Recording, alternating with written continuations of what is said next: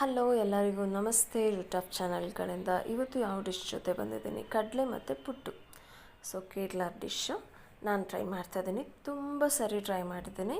So ಈ ಸರಿ ನಿಮ್ಮ ಮುಂದೆ ನೆಕ್ಸ್ಟ್ ನಾವೊಂದು ಕುಕ್ಕರ್ಗೆ ಕಡಲೆ ಮತ್ತು ಟೊಮೆಟೊ, ಈರುಳ್ಳಿ, ನಿಮಗೆ ಆಲೂಗಡ್ಡೆ ಬೇಕಾದರೆ ಆ್ಯಡ್ ಮಾಡ್ಕೊಳ್ಳಿ. ಇದನ್ನೆಲ್ಲ ನೀಟಾಗಿ ಬೇಯಿಸ್ಕೊಳ್ಳಿ. ಕಡಲೆನ ಓವರ್ ನೈಟ್ ಸೋಕ್ ಮಾಡಿ, ಸೊ ಆವಾಗ ಒಳ್ಳೆಯದು. ನಂತರ ಇದಕ್ಕೊಂದು ಮಸಾಲೆ, ಸೇಮ್ ತೆಂಗಿನಕಾಯಿ ಮತ್ತು ಕೊರಿಯಂಡರ್ ಸೀಡ್ಸು, ರೆಡ್ ಚಿಲ್ಲಿ. ನಾನು ಯಾವುದೂ ಸಾಂಬಾರು ಪದಾರ್ಥಗಳು ಯಾವುದನ್ನೂ ಆ್ಯಡ್ ಮಾಡಲ್ಲ, ನಾನು ಇನ್ಸ್ಟಂಟಾಗಿ ಮಾಡ್ಕೊಳ್ತಾ ಇದ್ದೀನಿ. ಸೊ ಶುಂಠಿ, ಬೆಳ್ಳುಳ್ಳಿ ಇದನ್ನೆಲ್ಲ ಹಾಕಿ ಮಸಾಲೆ ರುಬ್ಬಿ ನಂತರ ಒಂದು ಒಗ್ಗರಣೆ ಅಷ್ಟೇ. ತುಂಬ ಸಿಂಪಲ್ಲಾಗಿರುತ್ತೆ, ಟೇಸ್ಟ್ ವೈಸು ತುಂಬ ಚೆನ್ನಾಗಿರುತ್ತೆ. ಸೊ ಯಾವ ಪ್ಯಾಕೆಟ್ ಮಸಾಲೆಗಳನ್ನ ಯೂಸ್ ಮಾಡೋದಿಲ್ಲ ಅಲ್ಲ, ಆದ ಕಾರಣ ಇದು ನಾನು ಪಾತ್ರೆಗೆ ಹಾಕ್ಕೊಂಡು ಸ್ವಲ್ಪ ತೆಂಗಿನಕಾಯಿ ಆಗಿರುತ್ತೆ. ನನಗೆ ತುಂಬ ಇಷ್ಟ ತಿನ್ನುವಾಗ, ಮಿಡ್ಲಲ್ಲಿ ಒಂದೊಂದು ತೆಂಗಿನಕಾಯಿ ಸಿಗುವಾಗ. ನೆಕ್ಸ್ಟ್ ನಾವು ಪುಟ್ಟು ಕಡೆ ಹೋದರೆ ನಾನಿಲ್ಲಿ ರೆಡ್ ರೈಸ್ ಪೌಡರ್ ತೊಗೊಂಡಿದ್ದೀನಿ.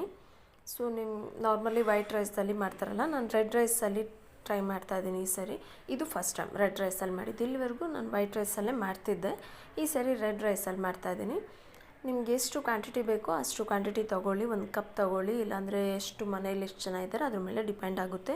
ಸಾಲ್ಟ್ ಹಾಕಿ ಸ್ವಲ್ಪ ನೀರು ಮಿಕ್ಸ್ ಮಾಡಿ ಇಡೀ ಒಂದು 5 ನಿಮಿಷ, ಅದು ಫುಲ್ ಇದಾಗುತ್ತೆ. ಮತ್ತು ನೀರು ಆ್ಯಡ್ ಮಾಡಿ ಮತ್ತು ಅದೇ ಥರ ಅದು ಫುಲ್ಲು ಉದುರಾಗುತ್ತೆ, ಚೆನ್ನಾಗಿ ನೀರನ್ನ ಅಬ್ಸರ್ವ್ ಮಾಡ್ಕೊಳ್ಳುತ್ತೆ. ಮತ್ತು ಒಂದು ಫುಲ್ ಕೊಕೊನಟ್ನ ನಾನು ಇಲ್ಲಿ ಗ್ರೈಂಡ್ ಮಾಡ್ಕೊಂಡಿದ್ದೀನಿ. ಫುಲ್ ಕೊಕೊನಟ್ನ ನೀಟಾಗಿ ಗ್ರೈಂಡ್ ಮಾಡಿ ಇಟ್ಕೊಂಡಿದ್ದೀನಿ.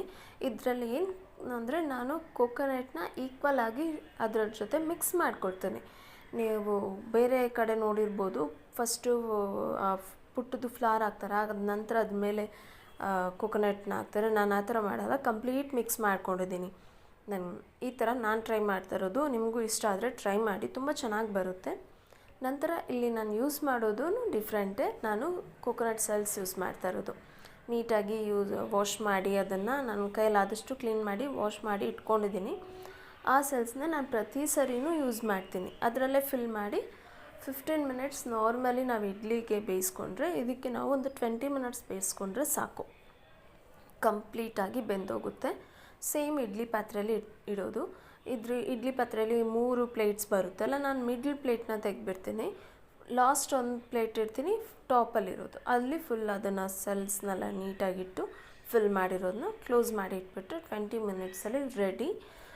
ತಿಂತಾ ಇರೋದೆ ಅದ್ರ ಮೇಲೆ ಕಡಲೆ ಸಾರು ಹಾಕ್ಕೊಂಡು ತಿಂತಾ ಇದ್ದರೆ, ಓ ಮೈ ಗಾಡ್, ನಿಮಗೂ ಆಸೆ ಆಗ್ತಿದ್ರೆ ಟ್ರೈ ಮಾಡಿ ತಿನ್ನಿ, ಯಾವಾಗ ಗೊತ್ತಾಗುತ್ತೆ ಎಷ್ಟು ಟೇಸ್ಟಿಯಾಗಿದೆ ಅಂತ. ಸೇಮ್ ನಾನು ಹೇಳಿದ ಪ್ರೊಸೀಜರ್ ಮಾಡಿ, flavour taste wise super. So next ವಿಡಿಯೋದಲ್ಲಿ ನೋಡುವ. ಟಾಟಾ ಬಾಯ್. ಅಲ್ಲಿವರೆಗೂ ನನ್ನೆಲ್ಲ ವೀಡಿಯೋಸ್ನ ನೋಡ್ತಾ ಇರಿ.